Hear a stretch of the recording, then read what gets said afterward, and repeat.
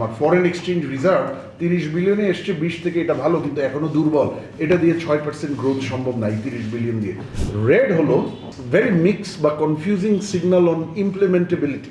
একদিকে আমি বাজেটে করের বোঝা বাড়াইনি, খুবই এটা একটা ভালো জিনিস, কিন্তু আরেকদিকে করের এমন একটা টার্গেট ধরলাম 6,04,000 কোটি টাকা tax revenue, it is contradictory.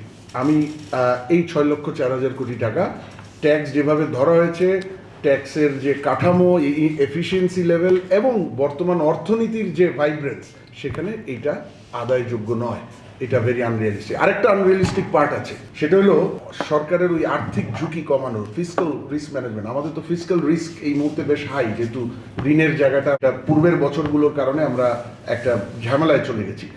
সেইখানে কিন্তু ফরেন বরোয়িং অলমোস্ট 100% ইনক্রিজ করা হয়েছে, টার্গেট অলমোস্ট 100%, যেখানে আমার ডেট রিপেমেন্ট প্রেশার খুবই বেড়ে গেছে অ্যাট এ টাইম যখন আমার ফরেন এক্সচেঞ্জ রিজার্ভ 30 বিলিয়নে এসছে 20 থেকে, এটা ভালো কিন্তু এখনো দুর্বল, এটা দিয়ে 6% গ্রোথ সম্ভব নাই 30 বিলিয়ন দিয়ে।